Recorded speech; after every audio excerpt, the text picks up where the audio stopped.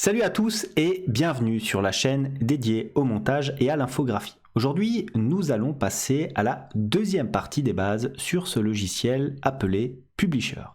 Si vous êtes passionné par la création visuelle et que vous souhaitez découvrir des astuces, des tutos et des conseils pour améliorer vos compétences, vous êtes bien sûr au bon endroit. Abonnez-vous donc dès maintenant pour ne manquer aucune de nos vidéos et rejoignez notre communauté de créateurs en herbe.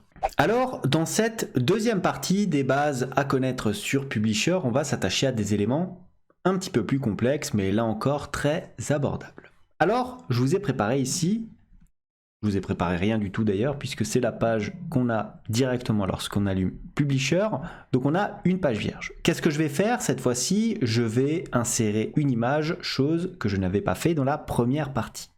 Je vais aller ici donc dans Images, insérer une image. Vous voyez, qu'est-ce que j'ai? J'ai ici un temps de connexion qui apparaît, c'est normal. Alors, soit bien sûr à partir d'un fichier, soit via une recherche de Bing, soit éventuellement mon OneDrive personnel. On va par exemple aller ici sur à partir d'un fichier et vous allez voir, la nouvelle fenêtre va apparaître me permettant bien sûr de sélectionner une de mes images personnelles. Alors, qu'est-ce qu'on peut prendre? On peut prendre par exemple, alors on va prendre un petit paysage. Petit paysage futuriste, comme ceci, on appuie sur insérer tout simplement, et on va avoir notre image qui va apparaître bien sûr sur notre page. Une fois que j'ai fait ça, qu'est-ce que je peux faire? Je peux modifier mon image via les éléments ici. Ayez bien en tête que lorsque vous voulez modifier une forme, regardez, si je clique autre part, je ne peux pas modifier la forme. Il faut que vous sélectionniez l'élément que vous souhaitez modifier. Donc, je l'ai sélectionné et là, vous avez vu, hein, le petit onglet est apparu. Donc, j'ai la possibilité d'effectuer des corrections sur mon image en cliquant tout simplement sur correction. Ça veut dire quoi? Ça veut dire que concrètement, on va insérer des filtres un petit peu comme sur Instagram. Vous voyez, hop, on va mettre des filtres si on veut alléger ou amplifier la luminosité. De la même manière, on a la possibilité de recolorier aussi cet élément-là. Donc voilà, on peut avoir une image en noir et blanc, une image en orange et ainsi de suite. Ça peut rajouter d'éventuels effets. On va remettre ça en normal. Si je clique là-dessus, qu'est-ce que j'ai? Je peux bien sûr avoir d'autres variations, avoir une couleur transparente. Regardez, si je clique ici, je peux donc avoir des couleurs transparentes sur mon image. Ensuite, j'ai la possibilité ici de varier les options de couleur de l'image. Alors bien sûr, regardez, hop, on va se placer un petit peu à côté pour que vous puissiez voir les couleurs de traits comme ceci. Je peux éventuellement mettre des traits comme ça autour. Alors, aucune couleur, on va mettre des couleurs noires par exemple, comme ceci. On va les mettre un petit peu comme cela, hop, présélection, donc tout autour de mon image. C'est comme pour les bordures sur Microsoft Excel. Donc on a ça, la largeur du trait, on peut la faire varier. Voilà, donc on a la possibilité de mettre des lettrines, ainsi de suite. Avoir éventuellement la taille, donc taille et rotation de votre image, vous pouvez le modifier ici. Par exemple, si je souhaite mettre 11 comme ceci, ça va s'ajuster avec la largeur directement. Pareil, on a l'échelle comme ceci et on peut choisir ou non de conserver les proportions. C'est-à-dire que lorsque vous allez augmenter ou diminuer la taille d'un côté, automatiquement les proportions vont être gardées sur les autres côtés adjacents. Au niveau de la disposition, là, je peux régler une disposition par rapport au texte. Ça parlera notamment aux personnes qui travaillent cette fois-ci sur Excel. Par exemple, mon image, lorsqu'elle sera incrustée à un texte, on pourra faire en sorte qu'il y ait soit une incrustation comme ceci, carré, c'est-à-dire le texte va s'habiller autour de la zone de sélection de l'image, soit rapproché, donc là c'est un petit peu plus proche, pas forcément la zone de sélection, au travers, donc là ça sera superposé haut et bas, et bien sûr aucune. Donc on a ensuite le petit onglet d'image, donc on peut la rogner comme ceci, et enfin éventuellement le texte de remplacement. J'appuie comme ceci sur OK, et vous avez vu, mes petites bordures sont apparues autour de mon image. Hop, je peux sélectionner les éléments comme ceci, et maintenant qu'est-ce que je vais faire? Je vais par exemple vouloir centrer mon image sur ma page. Pour le centrer, je vais aller regarder ici sur Aligner.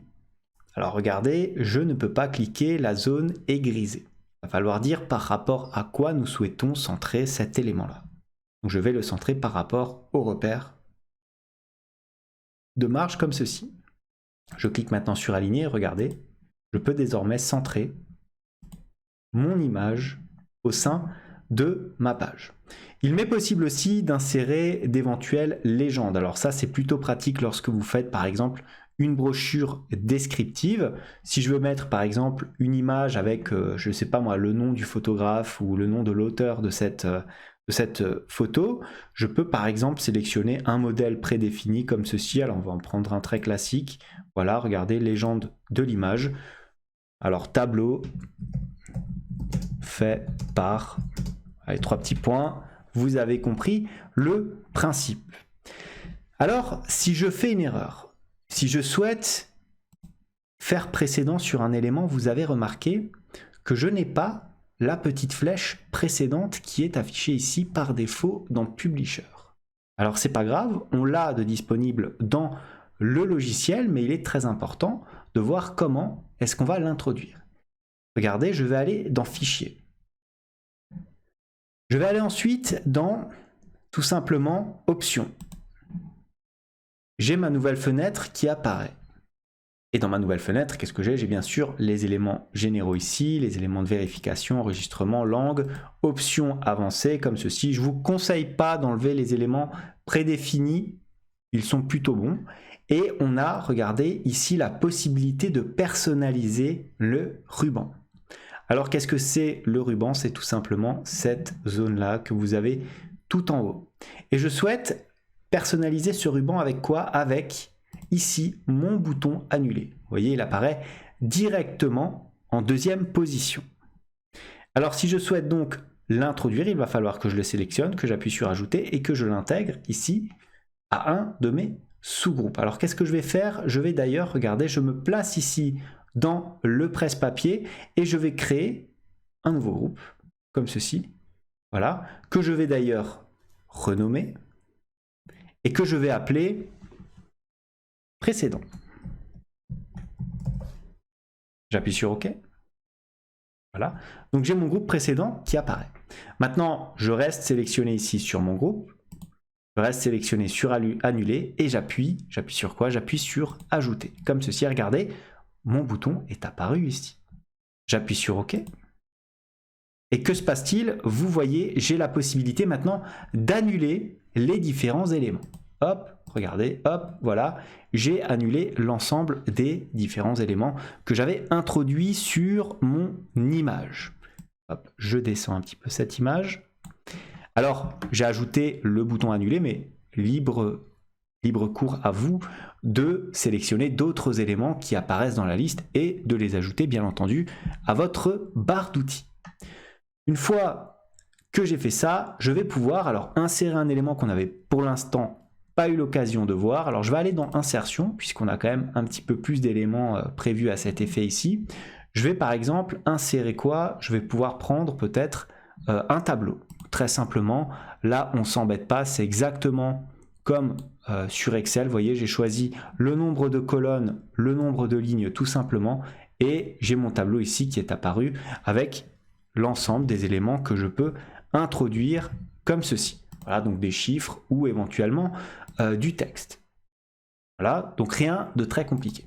Maintenant, dans insertion, qu'est-ce que je peux faire? Je peux aussi, alors regardez, il y a des petits modèles prédéfinis. Là, je peux avoir des éléments par page, donc des petits modèles qui peuvent être assez sympas lorsque vous faites des brochures. Des petits calendriers, alors ça, c'est vraiment utile lorsque vous faites justement un calendrier, des brochures ou ornements, donc ça, c'est plus pour de l'illustration, des annonces. Ça peut être intéressant, ça peut être plutôt sympa au lieu de les créer vous-même, d'avoir directement, regardez, une annonce qui apparaît comme ceci, avec des éléments bien entendu modifiables, c'est plutôt sympa. Vous avez la possibilité ici d'insérer quoi? Des informations éventuellement professionnelles, donc avec à chaque fois les différents éléments que vous pouvez mettre. Voilà, Word Art, ça je le mets pas, je trouve que ça fait toujours un peu kitsch sur des éléments visuels. On peut insérer bien sûr un fichier, la date et l'heure, ça peut être intéressant, ou éventuellement des objets qu'on pourra incruster à notre présentation. J'ai la possibilité, bien sûr, là encore, de rajouter des en-têtes qui vont donc apparaître, regardez ici, sur mon document. Donc, on va mettre ma première page, par exemple, comme ceci. Voilà. Alors, c'est très bien. Maintenant, je ferme la page maître et regardez, je me retrouve avec mon en-tête qui apparaît ici et qui apparaîtra donc partout sur l'ensemble des différents éléments. Vous avez remarqué tout à l'heure quand j'ai introduit mon en-tête qu'il y avait marqué quoi? Qu'il y avait marqué qu'il s'agissait d'une page maître. Alors qu'est-ce qu'une page maître? C'est tout simplement une page qui va vous permettre de guider les pages suivantes. C'est-à-dire que la présentation, le format graphique que vous allez introduire sur votre page maître va être reproduit sur les autres pages. Cela vous permet d'avoir une certaine uniformité et une homogénéité de l'ensemble des éléments graphiques que vous allez donc présenter sur votre petit fichier. Voilà ce que j'avais à vous dire sur la deuxième partie des bases de Publisher. Je pense qu'avec ça, vous êtes tout à fait prêt pour votre première présentation. Si cette vidéo vous a plu, n'hésitez pas à la liker, n'hésitez pas à me mettre en commentaire les points que vous souhaitez éventuellement aborder. En tout cas, moi je vous dis merci et à bientôt pour une nouvelle vidéo.